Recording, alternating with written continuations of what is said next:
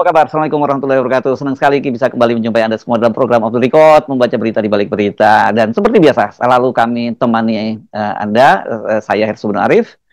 Dan saya Agi Beta, senang sekali menjumpai Anda kembali dan kita akan berbincang-bincang tentang kolam yang sedang bergolak begitu. Sekarang bukan kolam lagi ya namanya. Kalau ternak itu Kolam. kan kandang dong kalau ternak ya. Iya, Iya, iya, iya. benar, benar, Kandang benar. sedang bergolak. Ya walaupun Pak Jokowi pernyataan-pernyataannya normatif, katanya itu adalah hak prerogatif dari presiden dan sebagainya, tapi dari dari kandang yang bergolak itu yang kita tahu sesungguhnya apa yang terjadi di dalam sana ya Mbak Agia. Ini berkaitan dengan amnesti dan abolisi ya yang diberikan Iya. kepada Thomas Lembong. Tapi saya kira lebih kepada soal amnestinya Mbak sih. Kalau kalau abolisi kan sebenarnya nggak ada kaitannya soal itu ya. Ini kan yang jelas kaitannya ini akan masuk kabinet atau tidak itu nanti yang akan jadi menarik gitu. Dan kalau itu terjadi ya memang ini tekanan terhadap ini akan sangat kuat sekali tekanan terhadap Jokowi dan Gibran gitu. Iya, iya, iya. Tapi sebetulnya dua-duanya Mas Hersu kemarahan itu. Mm-mm. Karena yang satu terafiliasi kepada Anies. Dan Ya, rasa dendam kepada Anies, rasa marah begitu ya. Karena memang, ya kita tahu Anies ini kan dengan Jokowi betul-betul berhadapan begitu. Dan mereka juga sangat-sangat paham bahwa dengan dikriminalisasinya Tom Lembong itu dia akan membuat jalan Anies ke 2029. Oh, oke, oke. Itu, Ya, itu dan jangka itu, panjang ya, itu untuk Pilpres ya betul. 2029 ya. Tapi kalau Betul, jangka betul. Dan itu disuarakan, Mas ya, Hersu. oke. Bagaimana mereka ingin melengsarkan Pak Prabowo Hmm. dan kemudian Hmm. memajukan Gibran 2029. Itu udah satu paket suara Oke. itu, begitu. Jadi mungkin Ya. mereka bilang gini ya, udah komisaris juga dipangkas, ngapain lagi kalau nggak lengserin aja sekalian gitu ya. Ya, jadi ini kembali kepada setelan awal ya Mas Hersu. Oh. Ini ramai betul di media sosial begitu. Walaupun yang ada yang menyuarakannya langsung dengan melalui podcastnya masing-masing begitu. Itu para YouTuber Nusantara dan sebagainya yang selama ini memang sowan ke Pak Jokowi, dibina oleh Pak Jokowi para YouTuber ini. Jadi Dan kalau saya sempat ke dan istana mereka jadi yang kita komodo. bahas kemarin ya, yang sempat juga datang ke istana Wapres kan beberapa waktu yang lalu ya. Betul sekali, Mas Ersu. Jadi di Istana Wapres itu kan sekitar 1 pekan sesudah mereka sowan ke Pak Jokowi, menghadap Pak Jokowi, dan kemudian mendapatkan penguatan dari Pak Jokowi begitu. Mereka juga didorong untuk ikut membesarkan Nah, PSI begitu. oke. Tapi sebelum ngomong itu saya sempat tertarik karena lihat di media sosial ya. Saya nggak tahu itu benar apa nggak itu ada video itu orang pakai berbaju batik dan mengaku dari Dinas Pendidikan Ponorogo gitu yang melakukan semacam flash mob tapi Tulungagung kayaknya Mas Ersu. Tulungagung sorry ya Tulungagung ya. Saya nyebutnya tadi mana ya? Jawa Timur ini ya. Ponorogo. Oh Ponorogo Tulungagung karena reok kan. Saya pikir oh iya Tulungagung. Itu betul nggak sih itu? Kalau betul gila banget ya ada pegawai negeri bisa sampai seperti itu ya. Betul sih kayaknya ya, bukan kayaknya ya, karena memang tidak ada bantahan. Sejauh ini kalau saya menganggap bahwa itu sudah berlangsung sehari, 2 hari, 3 hari, dan kemudian tidak ada bantahan. Iya, dan pernyataan itu kan juga mereka yang ada di sana, entah itu media asli atau media embedded lah begitu yang melekat kepada Ada di situ yang Jokowi. muncul Mbak, yang muncul di belakang adalah Bambang Sabtono yang Bang Sabtono yang pakai iya, kacamata hitam iya, itu iya. begitu kan dia yang memvideokan, yang memfilmkan. Kalau saya melihat produsernya lah ini dan di situ kan ditanyakan bapak-bapak ini dari mana, mereka mengaku dari distrik dari Tulungagung Mas Hersu.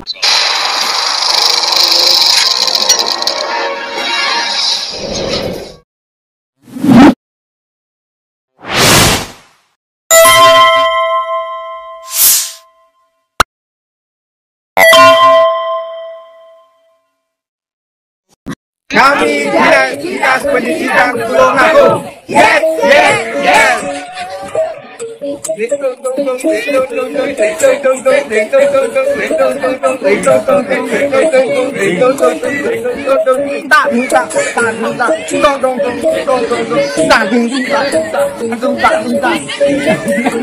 Baik, tepuk tangan yang meriah.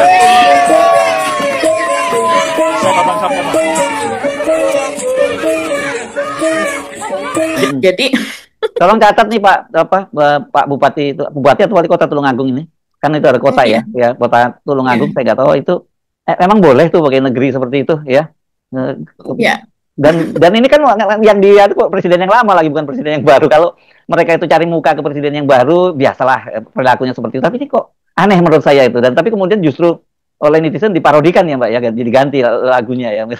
Iya, lagunya diganti yang tadinya mereka menyanyikan sesuatu begitulah ya sambil mereka joget itu diganti dengan lagu Genjer-Genjer yang dimana kita tahu lagu Genjer-Genjer ini relate Identik kepada ya, Iya, Pak, identik ya, kepada ya. PKI begitu kan. Padahal Dan sebenarnya enggak ya kalau kita lihat sejarahnya itu kan lagu Banyuwangi, iya, ya kasihan tuh yang betul, menciptakan betul, lagu itu. betul, betul.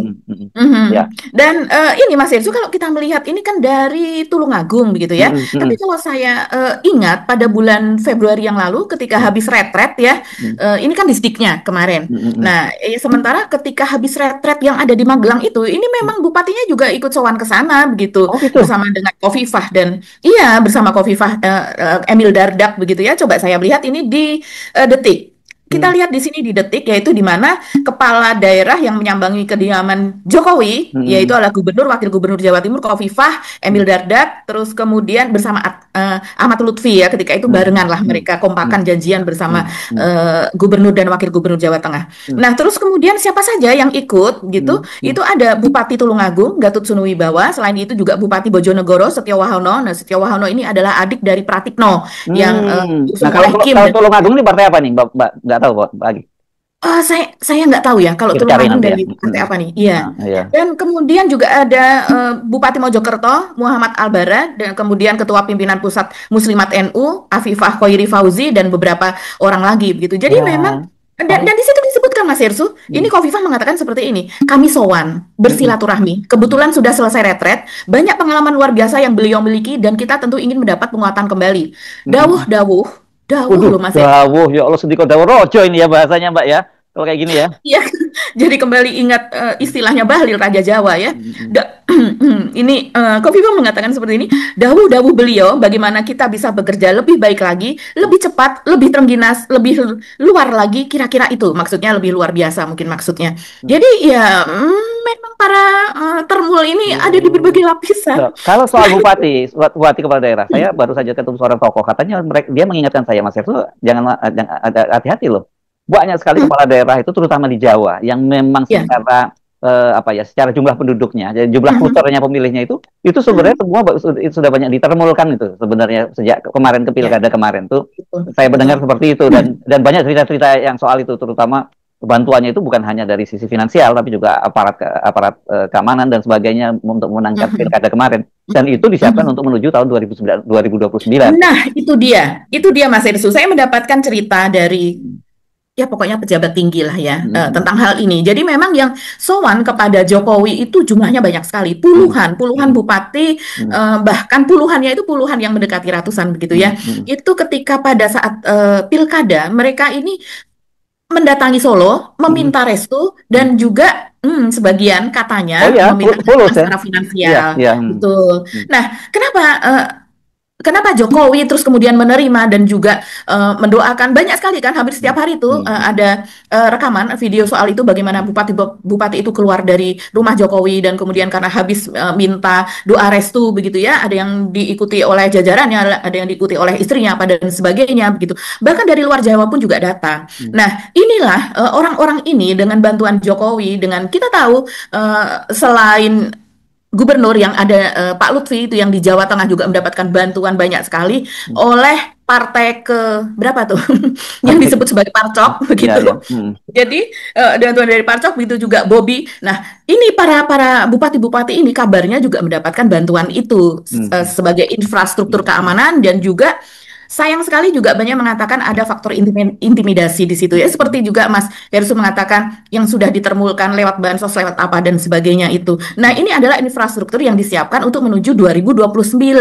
Nah, ini sekarang jadi kelihatan banget Mas Hersum, sesudah kebijakan Prabowo memberikan abolisi kepada Tom Lembong dan juga kepada amnesti kepada Hasto, ini mereka sepertinya tidak bisa membendung rasa marah itu, rasa resah, marah, kecewa, sehingga yang selama ini ada di bawah apa ya, di bawah tanah atau di bawah selimut itu keluar gitu kemarin, itu tidak terbendung, sehingga kita saya kira tapi pasti orkestrasi juga lah Mbak. Mereka ini kan orang yang yang apa-apa kan mesti komando lah mereka. Kalau inisiatif sendiri mereka nggak mungkin seperti itu. Jadi makanya saya katakan sebenarnya walaupun Pak Jokowi kelihatan senyum-senyum menganggap bahwa itu adalah hak prerogatif dari presiden dan sebagainya, Gibran juga tidak ada pernyataan apapun.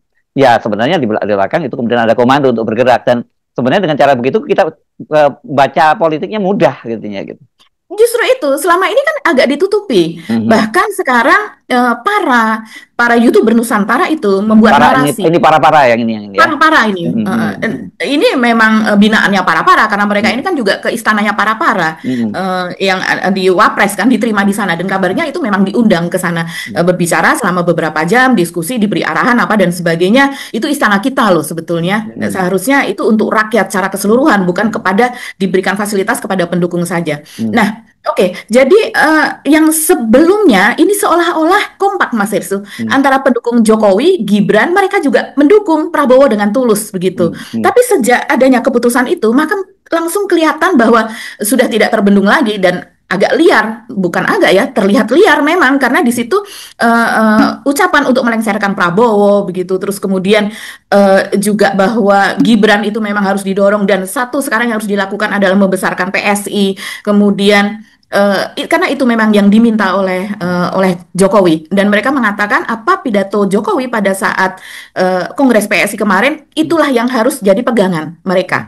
Jadi untuk membesarkan PSI, untuk masuk Senayan dan kemudian menang pada pemilihan yang akan datang. Siapa lagi calonnya kalau bukan Gibran? Gitu. Jadi ini banyak sekali juga yang kemudian mengingatkan kepada jajarannya Gerindra. Mereka mengatakan misalnya nih ya, akunnya Husnul Khotimah ini sebenarnya akun ini Jokowi banget kan tadi ya? Ini sangat-sangat Jokowi Mas Hersu, tapi pada saat Pilpres kemarin kan dia kemudian lebih kepada Ganjar Mahfud begitu ya. PDIP lah ya ini berarti ya. PDIP, iya. Dan dia mengatakan ternak Jokowi Gibran kembali ke setelan pabrik, memperlihatkan wajah buruk mereka. Seharian kemarin mereka terus menyerang Prabowo, menghina dan mencaci. Tapi ini yang paling parah. Nikahkan Prabowo Mega, Jenderal Kancil, lengserkan Prabowo. Narasinya itu terus memang di media sosial. Jadi dengan membuat meme soal Prabowo dan juga Ibu Mega begitu dengan kalimat-kalimat misalnya seperti ini. Sebaiknya dinikahkan saja ini orang berdua yang nggak jelas. Jadi udah personal aja jadinya kemarahannya ya. Sudah personal. Kenapa? Karena keputusan untuk memberikan abolisi dan amnesti itu sangat berdekatan sekali dengan sowannya Pak Prabowo ke Jokowi. Ya, ketika itu mereka sangat memuja-muja Prabowo dan meledek-ledek begitu bahwa betul-betul Prabowo itu nurut gitu loh, nurut kepada Pak Jokowi. Sehingga gawo lah kalau meminjam istilahnya Bu Hovifah tadi kira-kira gitu ya. Iya, betul seperti itu. Jadi masih dalam kendalinya Jokowi, tidak meninggalkan Jokowi. Bahkan Gibran pada pidatonya di depan Himpunan Mahasiswa Persatuan Islam Persis kan juga mengatakan bahwa contohlah itu Pak Prabowo yang menggandeng tangan pendahulunya, yang artinya tidak meninggalkan. Menggandeng ini artinya mengikuti apa yang dikatakan oleh pendahulunya. Ini Wapres juga mengatakan seperti itu. Kalau saya sih melihat itu seperti bukannya kemudian mereka berkonsolidasi, menyatu, tidak ada perpecahan, bukan itu, tapi lebih kepada penghambaan dalam hal ini gitu. Seharusnya presiden itu independen, tidak ada bisa disuruh-suruh seperti itu. Dan ketika keputusan Prabowo untuk memberikan abolisi kepada Tom Lembong dan juga amnesti kepada Hasto, ini membuat kemarahan yang sangat besar. Bahkan seperti misalnya akun DJ Anak Jenderal itu yang kita pernah bicarakan waktu itu yang sepertinya yang perempuan itu Mas Hersu yang bersilang kata dengan Bang Refli Harun, dia namanya kalau tidak salah ya Erna Jati Sahara.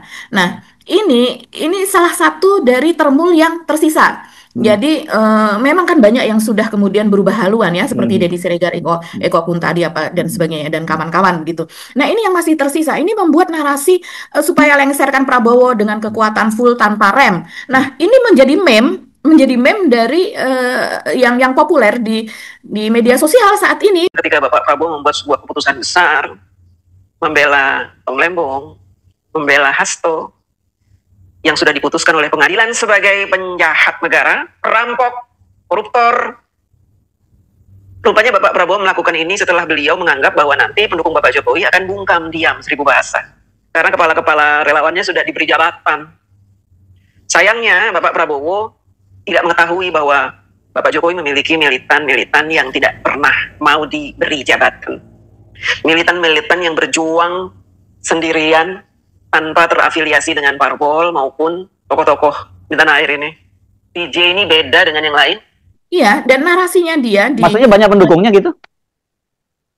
Sebenarnya tidak juga ya, tapi Hmm, karena ini apa ya, mereka ini serempak dan kompak ya. Maklum kan ada orkestrasi itu hmm, tadi begitu. hmm, hmm, Jadi dia pun menilai bahwa ini adalah bentuk pengkhianatan dari Prabowo kepada Jokowi hmm, dan sehingga harus dilengsarkan. hmm, Terus kemudian dia juga membuat hoax dengan ini kan bentuk hmm, korupsi, koruptor yang jadi keduanya itu adalah penjahat negara yang sangat-sangat jahat karena sudah melakukan korupsi triliunan. Nah, soal-soal lebih dan bias data seperti itu dilakukan oleh para kubunya Jokowi ini. Saya sampai triliunan dari mana? Bahkan hmm, kalau seperti Tom Lembong hmm. itu kan eh, potensi negara dirugikan, tidak ada bentuk dirugikannya. Bahkan Ya. ahli-ahli dari UI mengatakan seharusnya memang diimpor dalam bentuk gula pasir mentah Hmm, GKP, di hmm, mana diolah di sini sehingga tenaga kerja di Indonesia itu mendapatkan pekerjaan. Kalau tidak, pabrik-pabrik gula itu idle, mereka diam, hmm. nggak ada pekerjaan. Karena Ya, apa? Karena sudah diimpor dalam bentuk gula ya, gula kristal putih, ya, sudah langsung konsumsi sehingga ya. memberikan pekerjaan kepada negara tempat kita mengimpor. Begitu Oh, juga dengan Hasto. ya. Hasto tidak ada kerugian negara. Suap iya jelas itu soal moral, Gratifikasi soal ada, ya, etika. ya. Ya gratifikasi. Hmm, Tapi dia tidak menggunakan uang negara. Ini kan betul-betul fitnah kalau yang seperti itu dan kekecewaan kepada Pak Prabowo ini banyak juga yang mengatakan yang dimention kok Bang Dasko ya. Saya juga Kenapa? heran. Itu yang dimention oleh netizen itu Bang Dasko hati-hati ini begitu. Jadi Hmm, sebenarnya yang mungkin karena Dasko memberikan komentar terhadap fenomena One Piece, bendera One Piece dan dia mengatakan ini bisa bisa jadi menjadi sesuatu pemecah belah seperti itu kan. Kemudian dia diberitahu oleh netizen bahwa Bang Dasko yang hati-hati pemecah yang belah sesungguhnya ini adalah kronik eh Jokowi, geng ya, ya. Solo, Hmm, orang-orangnya Jokowi begitu. Ya, ya, ya. Dan oke, ini menarik, menarik banget ya. Dari situ kita bisa tahu bahwa apa yang terjadi di belakang layar itu ya. Karena ini Betul. orkestrasinya gampang banget dibaca gitu sebagai gerakan politik. Tapi mungkin ini juga bagian dari apa ya, ekspresi kepanikan yang terjadi gitu. Jadi kadang-kadang Nah, mereka nggak berpikir lagi untuk lebih bermain lebih halus gitu. Padahal kan sebenarnya ini kalau saya lihat masih cukup ya. Ini prosesnya saya kira nggak akan segera. Katakanlah memang betul Ibu Megawati dan Pak Prabowo sekarang menyatukan seperti saya sebutkan di konten saya juga seperti bejana berhubungan begitu. Kalau kalau sama-sama zat cairnya sama itu akan rata ininya. Tapi ini kan zatnya berbeda antara Ibu Megawati dengan Pak Jokowi sekarang dan jadi ya akan bergolak juga gitu.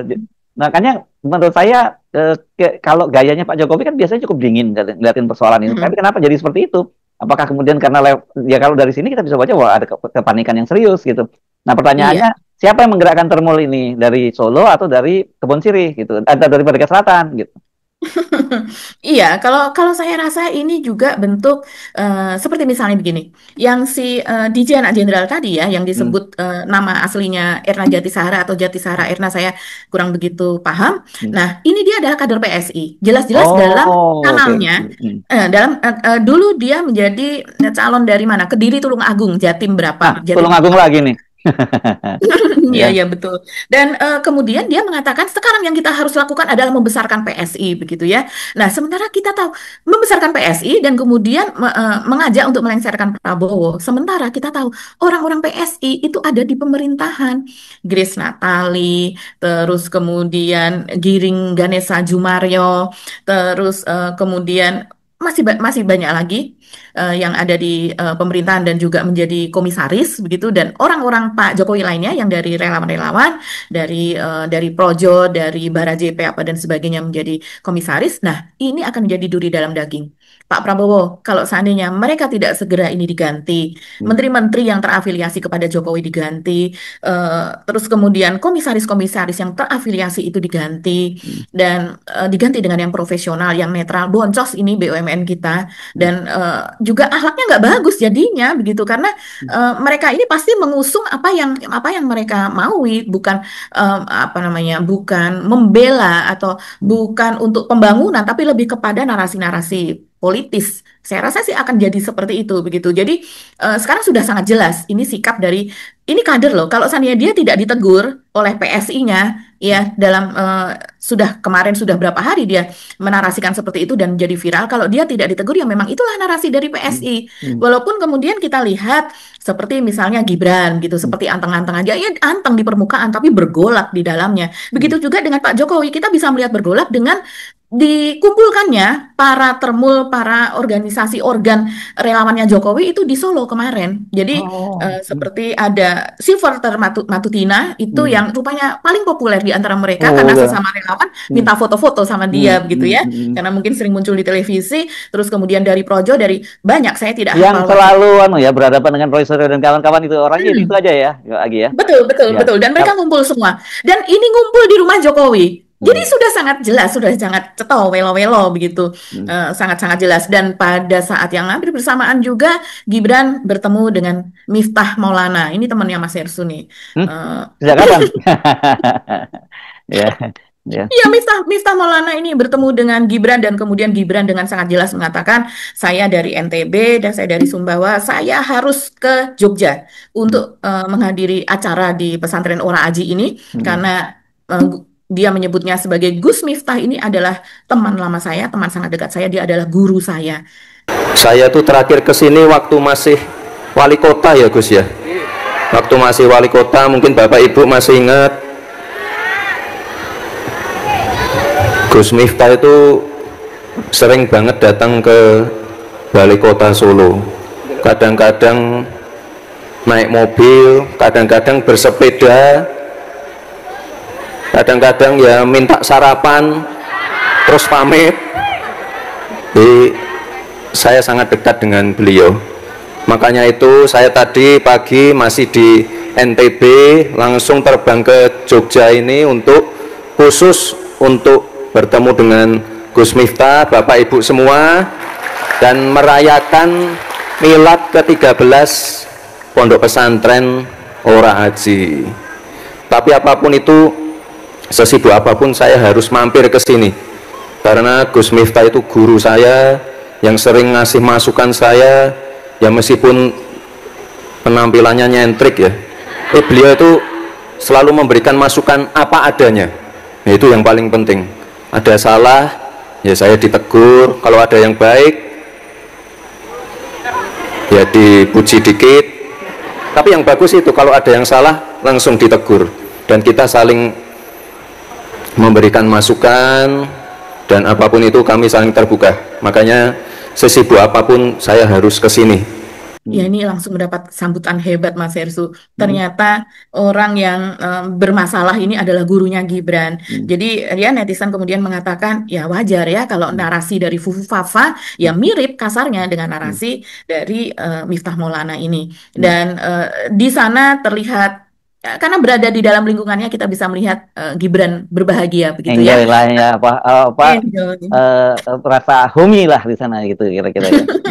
Oke, tapi dari Gerindra sendiri sejauh ini belum ada respon apa-apa ya Mbak Agi ya soal gitu. Iya, belum ada respon apa-apa dan saya kira ya bisa jadi juga terlalu tinggi bagi mereka untuk merespon para permul ini kan. Mereka adalah pejabat negara yang sebenarnya, mereka pemenang pemilu, mereka orang-orang partai, sementara mereka ini kan even partai, kader partai aja tidak, kecuali yang satu tadi pernah menjadi si yang menyebut akunnya DJ anak jenderal tadi, ini pernah mengata-ngatai Prabowo loh Mas Hersou dengan sangat hebat ya. Kalau yang ngata-ngatain jangankan dia, sekarang jadi menteri, jadi wamen menteri juga pernah ngata-ngatain Prabowo. Banyak seperti itu. Ya banyak yang seperti itu, tapi ini yang abadi di internet atau di digital begitu ya, ini seperti Wawok makin kelihatan bernafsu, ngegas mulu, padahal nggak punya istri, nggak punya prestasi, nggak punya luar biasa. Dengan dia membuat narasi yang tajam dan kasar seperti itu ya, ketika dia kemudian menerima Prabowo dan Gibran, kita melihatnya ini udah menjadi sebagai satu kesatuan. Tapi ketika kemudian Prabowo itu memberikan itu tadi, abolisi dan amnesti, ini benar-benar kembali ke setelan aslinya. Dan mereka yang lain juga ternyata kembali ke setelan aslinya. Jadi ini betul-betul harus waspada ya. Apalagi mereka mengatakan, iya mereka seperti Agri Fanani, itu salah satu yang YouTuber Nusantara, ini lumayan banyak yang penontonnya, dia mengatakan, ingat Prabowo ketika Anda belum bergabung dengan Gibran, Anda itu hanya 25% elektabilitasnya pada tahun 2023 dan bisa menjadi 58% ketika Anda bersama dengan Gibran. Jadi sebetulnya keterpilihan Prabowo itu jauh malah lebih rendah daripada Gibran. Itu yang mereka yang mereka munculkan narasi seperti itu, Mas Hersu, dan itu mendapatkan banyak sambutan narasi-narasi seperti itu. Jadi perlawanan kepada Pak Prabowo, ingat Pak, hanya dengan perubahan sedikit saja Pak Prabowo yang kemarin membuat kebijakan seperti itu, ini membuat riak gelombang di sekitar Jokowi ini sangat dahsyat, dan kita jadi tahu wajah aslinya seperti apa. Oke, baik, menarik ini untuk kita amati dan udah bisa kita duga sebenarnya ya. Nah, kita tunggu berikutnya perkembangan lebih lanjut dan seperti apa, karena sampai sekarang kan juga masih menunggu PDIP ya, apakah dia nanti akan masuk dalam pemerintahan ataukah ada di luar pemerintahan tapi mendukung atau seperti apa. Tapi yang jelas kan sejak awal PDIP menyatakan mendukung pemerintahnya Prabowo, bukan pemerintahnya Gibran. Itu juga saya kira itu yang membuat resah itu situasi seperti itu. Oke, kita ketemu lagi ya Mbak Agi, insya Allah. Kami mohon pamit, saya Hersu Arif. Dan saya Agi Beta, terima kasih atas perhatian teman-teman semua. Tetap salam akal sehat. Wassalamualaikum.